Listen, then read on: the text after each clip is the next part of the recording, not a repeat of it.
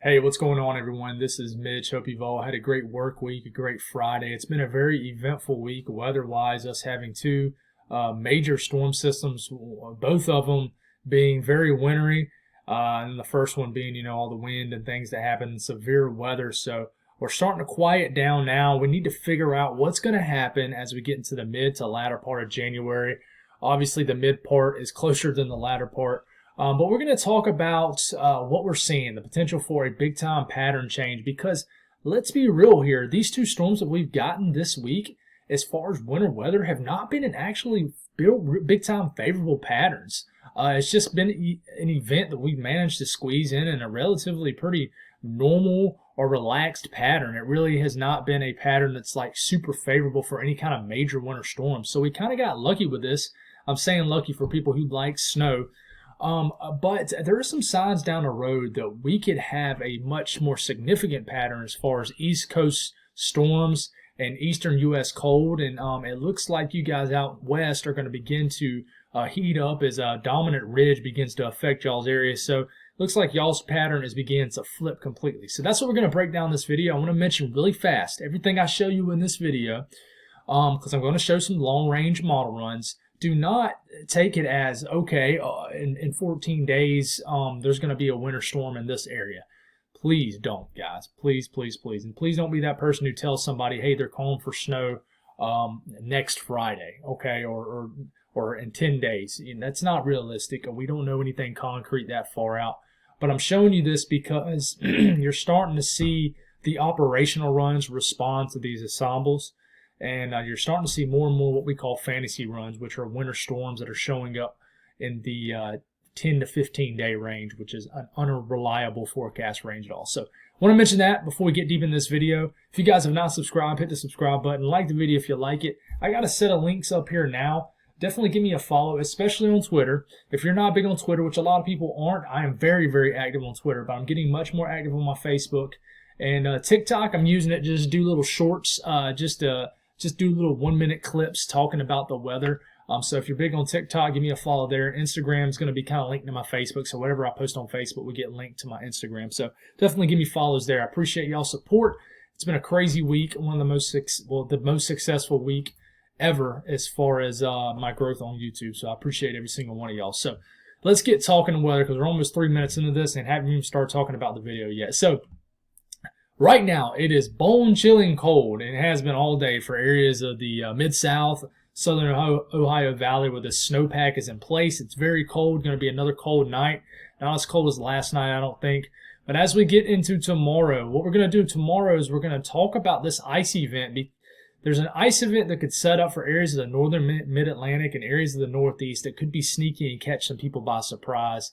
So I'm going to talk about that in the morning. So if you're in Pennsylvania, especially in New York State, even areas of New Jersey, heck, maybe even areas of Northern Virginia, y'all are going to have a freezing rain event Sunday morning. So keep that in mind. I'll break that down too. But let's get going here. We're going to roll through all 384 hours, guys. So that's 15 days. So here we go. If you don't know what day we're at, the date, it's right here, but I'll mention it as we roll here. So we're getting into next week. There's going to be a cold front that dips through that's going to provide a pretty nippy early part of the week. As far as out west, it's just your typical mountains are cold, valleys are chilly kind of situation and nothing unheard of. No bitterly cold air like y'all saw, at the end of December. But as far as the areas of the Northeast, this cold, a piece of the polar vortex is basically going to drop down into eastern areas of Canada and then into areas of the Northeast. And it's going to be bitterly cold Tuesday morning. I mean, when I say bitterly, it's going to be Arctic cold.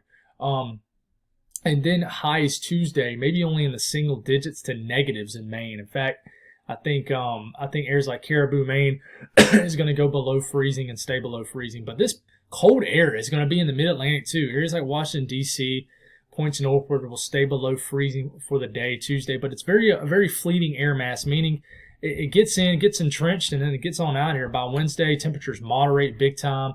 And a very chilly start to the early part or mid part of next week. So let's get through this. We're not going to break down next week's forecast necessarily because we're really talking about the long range here.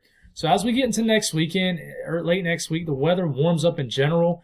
the flow gets zonal, meaning all the cold air is up north, and then all the warmer air is down south. Nothing significantly changes.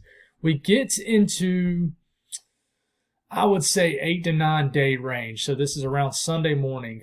A cold front kind of comes through, but it's nothing too significant, reinforces the cold air. But as we get into past 10 days on the operational GFS, an Arctic outbreak begins to unfold in the upper Midwest. And then this is starting to show this, and it has been for a while. In fact, I go a couple of runs back, and it's showing this Arctic air in every single run. But this looks like the biggest one.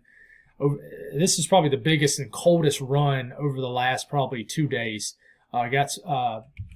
This is basically high temperatures Thursday, January 2nd, which is that big time frame we're really watching. Really from the 18th through the 25th of January is what a time frame that I really like for something wild to happen in the winter weather world.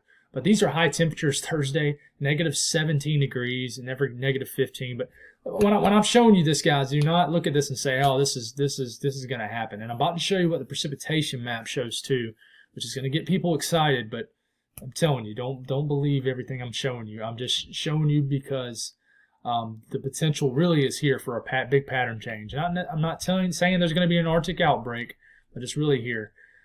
These are low temperatures 2 Fridays from now. Ridiculous. High temperatures. These are high temperatures. The freezing line is way down into the deep south. It's insane here. So very chilly Arctic air mass. So there it is as far as temperatures. You start to see this Arctic outbreak as early as about the 10-day range. So not too far out, but how far does it unfold southeast? Now we look at the GFS as far as the precipitation and what it's showing here. And I'm going to break down ensembles and heights and everything here in a second, guys, because I don't want to just get on here and just show you a bunch of model runs and then run off and kind of explain what's going on here a little bit better. But as we get into next week, we're going to have a storm system moves through. It's going to produce a lot of rain for areas of the south, and more so just rain than anything for areas of the northeast, maybe some backside snow, a little bit of a northwest flow for areas of the mountains as we get of the southern Appalachian Mountains as we get into Monday morning or overnight Sunday into Monday morning. At the end of this weekend, this moves through. That bitterly cold air mass of the northeast moves in, and then it gets quiet. It gets quiet for a while. No major storm systems for probably, I would say, 3 to 4 days at least. And then this is when you start to see the southern stream amp up here, meaning you're starting to get pieces of energy flowing through here in Mexico and flowing, and the southern stream gets active. And you mix that with some cold air that's starting to bog down here, and then you start to get some wild runs. For example, you back this up here, well, you keep going here, I'm sorry. And you're going forward here, the cold air is entrenched. And look at this cold air right here. Then you got precipitation right here. You're not seeing any blue on the map, but it's close, right? And there's a period between January 14th through the 18th I'm watching too before the big time pattern change potentially comes in. And I'm watching this. It's kind of like a prelude to the beginning of the pattern change. But here comes the big time Arctic air. Notice the southern stream is still active. Arctic air comes on through, moves on through, and then you have the southern stream kind of interacting with this northern stream here. And then this one misses. This misses just as the cold air is going through. The low pressure is down here, but the cold air isn't entrenched. Then this turns into a big time winter storm for areas of the northeast again. But as the cold air really gets deep, here comes this low pressure. Look at this snow. I'm telling you guys, 324 hours out. Do not say, "Oh, no, I'm just saying it's going to snow in the Florida, Friday morning of January 21st." That's not what I'm saying. I'm just we're trying to figure out what's going to happen. And you get into 2 weekends from now and watch this. Just like January 3rd, 2018, all of a sudden it's so cold 2 weekends from now that it's per the GFS that it's starting to show wintry precipitation breakout in areas like Savannah, Charleston, Myrtle Beach, Wilmington, and then this low pressure cranks up, gives eastern North Carolina a good old-fashioned snowstorm, and then at the very, very end of the run, which is beyond unreliable, it shows another winter storm about to crank up with air in place. So A little bit closer look at that crazy model run here. Look at here. To me, that looks just like January 3rd, 2018. If any areas in eastern South Carolina, North Carolina, remember anything about that event, this is exactly what it looked like. Low pressure was well off the coast, but just enough to throw some heavier precipitation into these areas. The snowfall rates were insane for this area of the country. And, snowed anywhere from 4 to 7 inches in areas of South Carolina, North Carolina. But as far as the European, which granted only goes out to 240 hours out, which is 10 days, you look for any storm systems, it's quiet, late next week into next weekend. But there is a storm I'm watching right into here, which shows up in the GFS in that into that January 14th to 18th time frame. There's a storm right here with cold air just on top.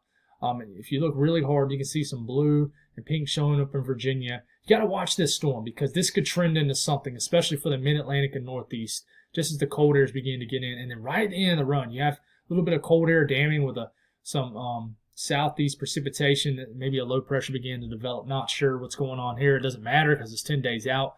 But the pattern is shifting right at the end of the European.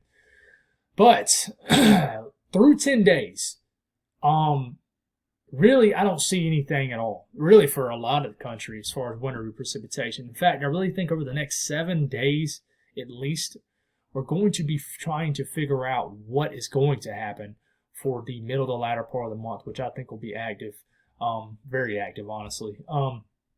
So you look at the EPS through 10 days, you notice the mean is not very impressive down here. Not really any signal for any southern snow at all, not even really a good signal for the mid-Atlantic.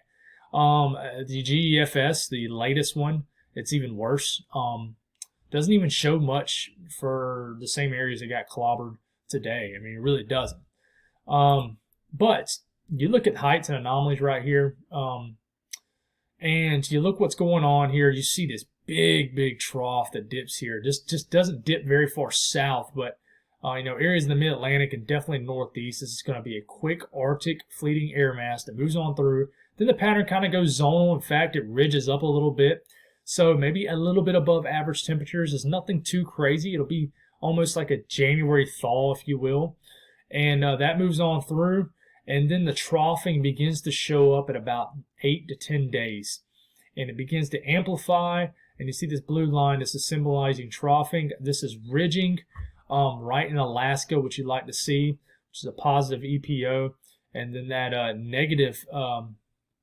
basically, you got big-time Pacific ridging showing up here. It's called a negative PNA, and that's what you want. When you have a positive PNA, I'm sorry, I got it vice versa. I do this all the time. Positive PNAs when you have ridging in the west and then troughing in the east, and that's showing up here. It's positioned a little bit more into the central U.S., but that's why I think that the western U.S. is going to be warmer than average. That means like areas like Seattle. I know y'all just rain all the time, but you guys are probably just going to see a lot of rain over, and I don't foresee any kind of big time snow setups for you guys in the near future. Let's try to see if we can get this updated a little bit. But yeah, as we're getting past 10 days, big troughing is setting up here. It really is, and it gets even more amplified towards the end. And right here, this is a good looking pattern. It really is. You mix that with this. This is basically where the jet stream sits at 200 millibars in the atmosphere, which is well over 15,000 feet up in the air where the jet stream flies, and that's where basically our storm systems follow. Notice how, during this time period, look at these areas that get really bright colors. That's where our jet stream is sitting. And when you get really far in time, the jet is right over the south, which means low pressures potentially are going to either cut in this area, dig down here, and with cold air, with troughing setting up here, this will mix with some precipitation and give the chance for more southern areas to see maybe some more wintry precipitation, hopefully a little bit further south than the same areas that's got hit twice in the last few days. You put that with precipitation chances, and this is ensemble means for the GEF as far as how much precipitation can fall in the next 10 to 13 days. That's a pretty solid signal right there for some heavier precipitation for the eastern U.S. So you put that with a little bit of cold air, and someone's going to get a big winter storm again here in about the middle part of the month, maybe the latter. And as far as what these temp anomalies are looking like compared This is basically temperatures compared to average. Look, you start to get into day 10, you're starting to see this air mass moving through that might be an Arctic air mass, and then it tries to start to leak into the lower 48 at the end of the run. But we'll see what happens. We really do. I'm not going to sit here and try to talk about this until it happens. We're going to talk about other things in the coming days. But if I see any big time changes, I'll give y'all an update, and we'll figure it out. But it might get kind of quiet here unless something pops up in the mid-range, which it really could happen. But thank y'all for the amazing support, and y'all have a great weekend.